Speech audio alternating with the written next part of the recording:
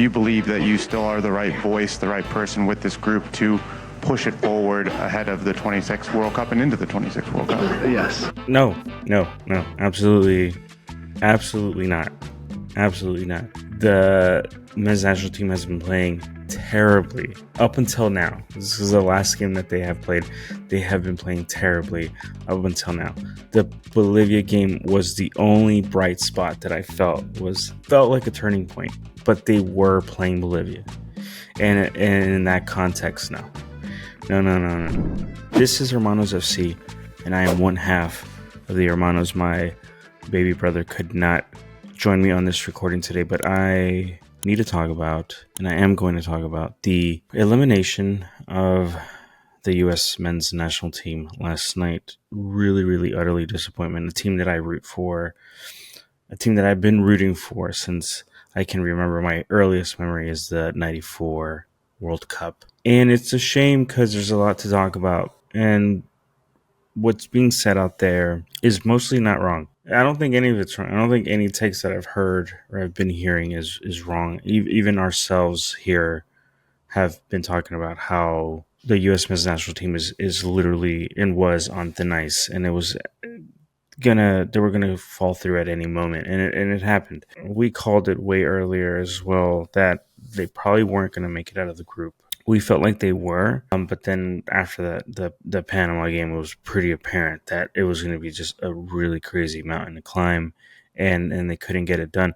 But before getting into the thoughts and kind of the reactionary things, because there's a lot of stuff out there that I kind of want to touch on, and there's some couple clips I want to play as well. So let's look at the stats of the game just to give ourselves a little bit more of an understanding kind of what happened in terms of the numbers. The United States was 49.5% in terms of possession, with Uruguay's 50.5%. So in terms of possession, it was evenly matched regardless of how the game played out itself. Uruguay was just the better team in terms of quality and consistency, and they just did not come to play.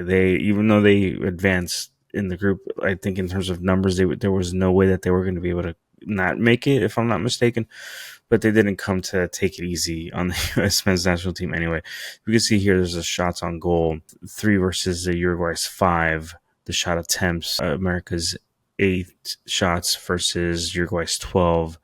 Fouls evenly matched, 12-12, even though I think that could have been maybe, in fact, it seems to be about right, maybe, even though the refereeing was really trash. So in terms of numbers, they're pretty evenly matched. Like, I will give the United States to this before kind of getting into everything else. The game itself and their performance itself was miles and miles better than what we've been seeing since the friendlies. Right, since the Colombia beating 5-1, they played, I feel, exceptionally well this game compared, right?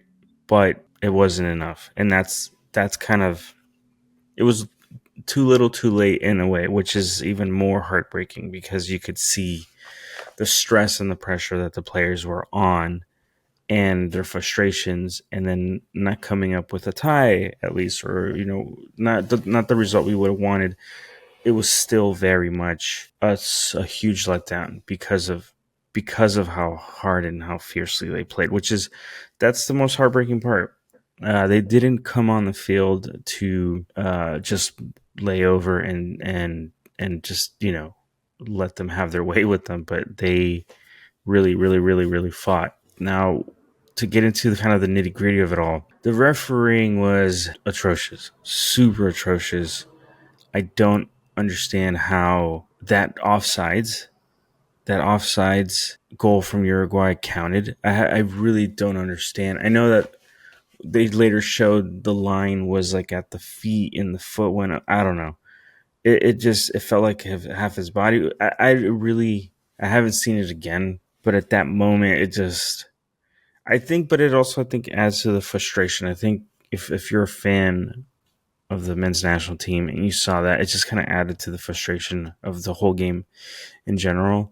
And maybe it wasn't offsides, but I don't know. We were like grasping at straws, like anything to like try to get the points that we needed. So I don't know. I mean, besides that, the refereeing was crazy. The Tyler Adams yellow card, like I don't know how he got it when he's the one that got stepped. He's his whole ankle twisted. Like, I don't even know. I don't know. VAR is there for a reason. I think if not because of the Copa America, and the Copa America is not even done, so God knows what other things are going to happen. But even just with the Euros and everything so far, I don't know if FIFA is going to have to kind of change up some rules or something, because there's too many things that are so egregious that I don't even know how they're processing this at VAR. Like, I mean, the whole point of that is to make the right calls, and it's insane to have the footage of things that are obviously so wrong, like that Tyler Adams foul, for example, right? Like it felt like it was probably going to be a red card towards Tyler Adams the way that it was like feeling, and then for him to still get a yellow card, knowing that it just he was the one that got fouled. So things like that are what's wild to me, that there's obvious footage and everyone else can see, but somehow the call isn't correct ever. And it's been happening. It's part of the game. It's not like this is the first time there's been bad reffing in a game. It's just frustrating because you're on the other side of it. You're at the losing end of the calls, right? Or if we would have won the game, we would have bitched about the reffing, but we would have won, and kind of just like you forget about it. Kind of you just move on.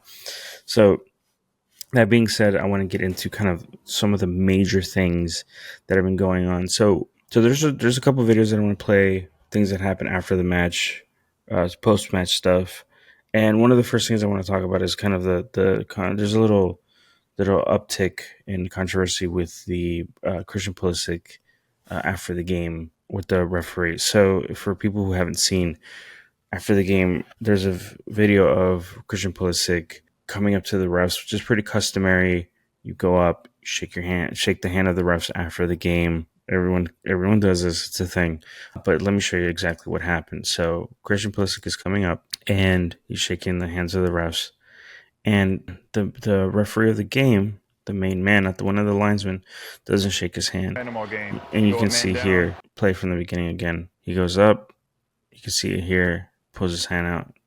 Doesn't shake his hand. So, keep replaying it too. So you can see here, I mean, it's just like the ref doesn't do it. Now, the crazy thing is, out of context and watching this and after the game and checking all this stuff out, not only is the refereeing super questionable, you start kind of, it feels like there's bias, right? So you start kind of questioning the integrity of these refs, which not for nothing, but this is their job. This is their whole profession. Like, and this is what they do. Like it questioning, and this goes for everyone, right? Questioning someone's integrity of what they do for a living.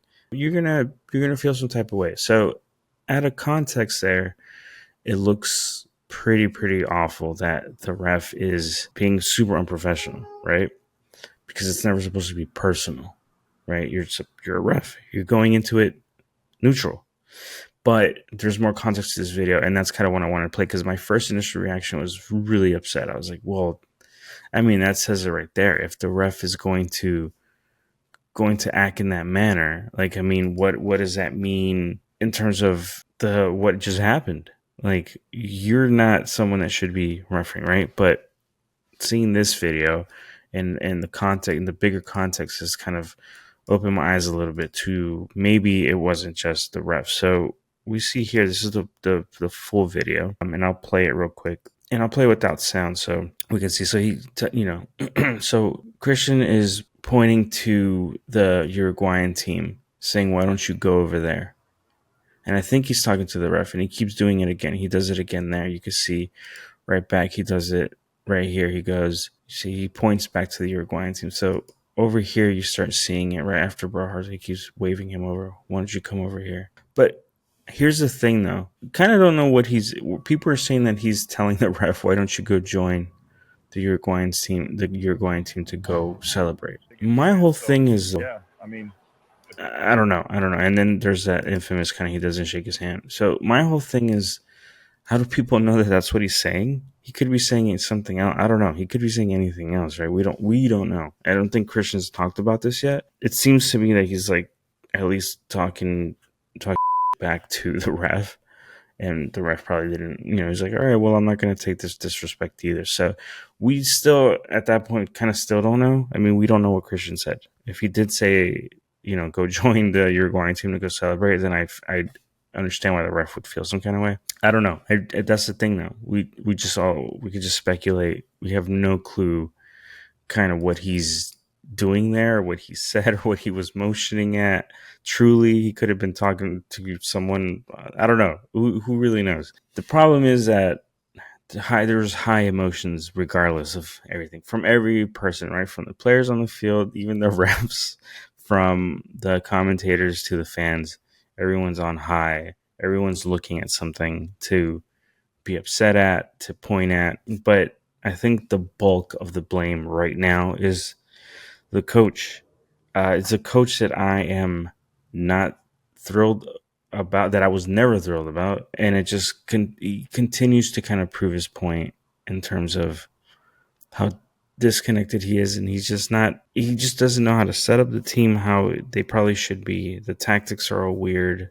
In terms of those kinds of things, my brother's way better because he used to be a footballer, and I'm just I'm a fan, so I can't speak too much on like the actual tactical things of the game. But I just, as a fan, and at least talking to him, I've learned and gained knowledge where it's just like, yeah, they just don't play how they should.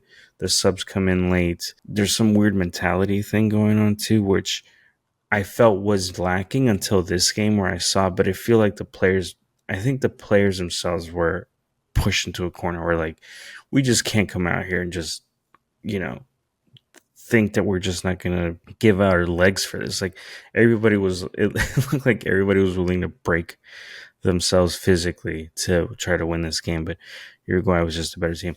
But I think what upsets me the most is how the coach is so disconnected with what's really going on. And there is something to be said about like what you're supposed to say, what you're not supposed to say when you're being interviewed. I'll let the coach kind of get into it right now. And he was asked a question after the match. Do you believe that you still are the right voice, the right person with this group to push it forward ahead of the 26th World Cup and into the 26th World Cup? Yes. No, absolutely not. Absolutely not. The men's national team has been playing terribly up until now. This is the last game that they have played. They have been playing terribly up until now. The Bolivia game was the only bright spot that I felt like a turning point, but they were playing Bolivia. And in that context, no. We just can't. They haven't been playing well for games on this, not just this tournament. This was something that was coming. All right, since the World Cup, this was coming, and they haven't been playing well for a long, long time. He can't outright say in a question like that, no. I don't think I'm the guy.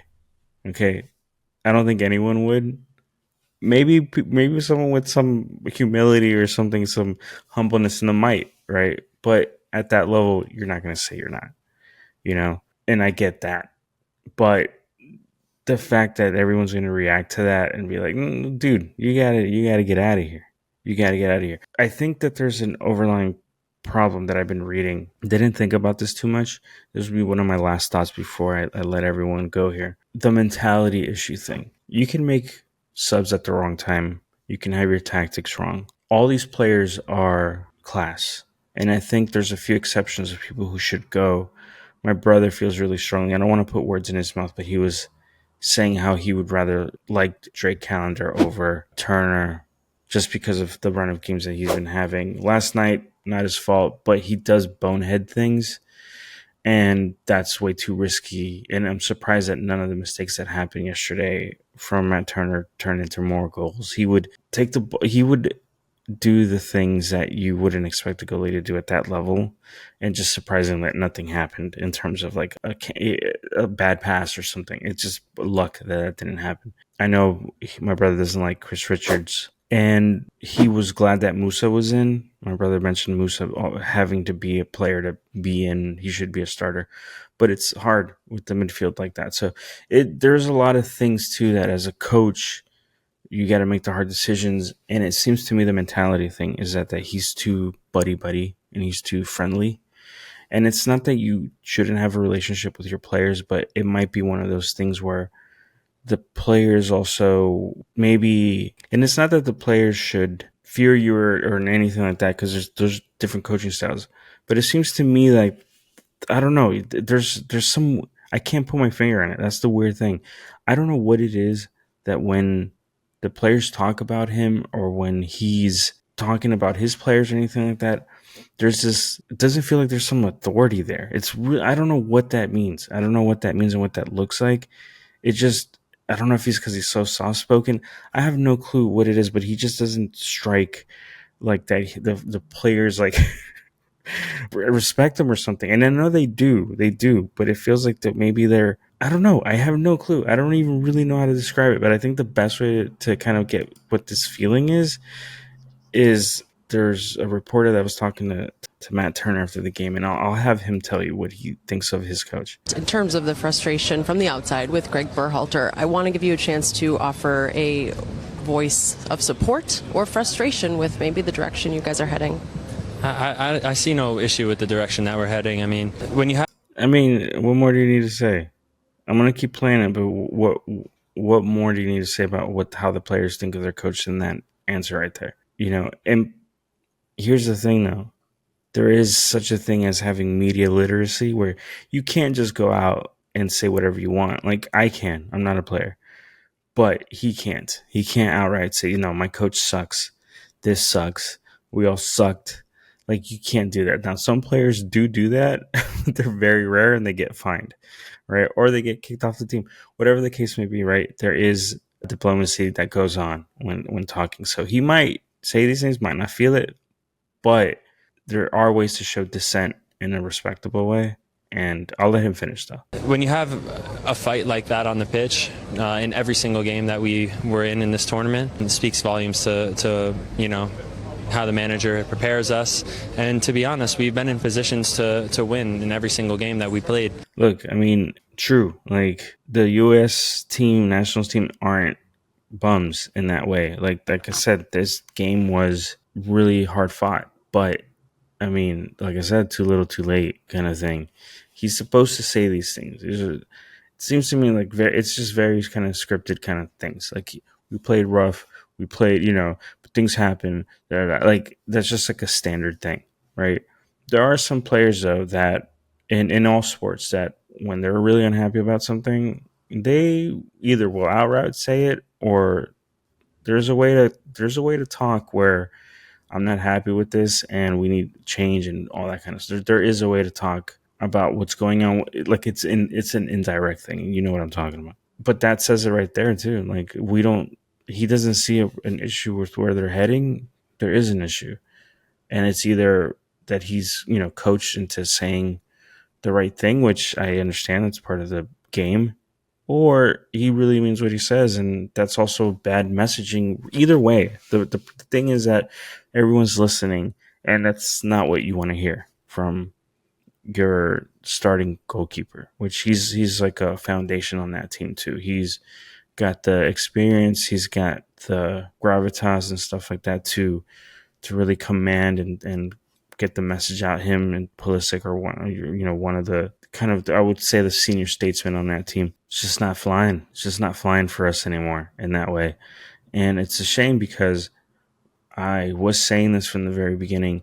This tournament is a precursor to the World Cup that the United States is hosting and co-hosting. And that performance here is that if that's how we're going to play against a Bolivia, against a Panama, okay, Colombia is on fire though, so I can't shit on them. Uruguay's strong too, but we gave them hell though. But then what about the other games that we've been playing before this, right? What of that? If we're going to be playing at this level, we're not going to make it past the group stage in the World Cup either. And it's crazy because when you're a host of a World Cup, you get an automatic in. So we kind of don't need to fight to get into the tournament, which is even scarier because we won't be testing our mettle for real to get into that tournament. So I don't know what this looks like. my fear for this is that the coach will stay and that nothing's going to happen in terms of that because the players support him. Now, we don't know the truth, though, after this. It might be that some players don't. We don't know until, everything's kind of settled and everything. It's literally the next day. Don't know. But my fear is that the coach isn't going to be let go. And there's precedent for that. It's not just like, I think he hasn't been let go before when he had that issue in the World Cups and what happened with the Geo thing and all that weird stuff. He has shown that he kind of doesn't have control of the locker room in some way, shape, or form, but the players keep supporting him. And I don't know if it's the key players that have more say, and they're the ones that are kind of backing the coach, and maybe the outlying players aren't really feeling him. I mean, we got your Gio here. I mean, Gio is a professional and he's on the team. I'm pretty sure that after all that, it left a bad taste in his mouth. And he's like, yeah, I'd rather probably not if I could with this coach. But I'm not the federation. I can't reinstate him or let him go. Like, I'm just playing. So I'm just going to do that instead. Who knows? Really disappointed with the U.S. national men's team. Really sad day. Really shitty. Sad that my brother couldn't join me on this one because I know he has a lot of thoughts. And this might not be the last video that we talk about this because it probably isn't. So just want to thank everyone for watching. Please like and subscribe. Help the channel out. I'll talk to you guys on the next one. Bye, everybody. Suck at that. All right.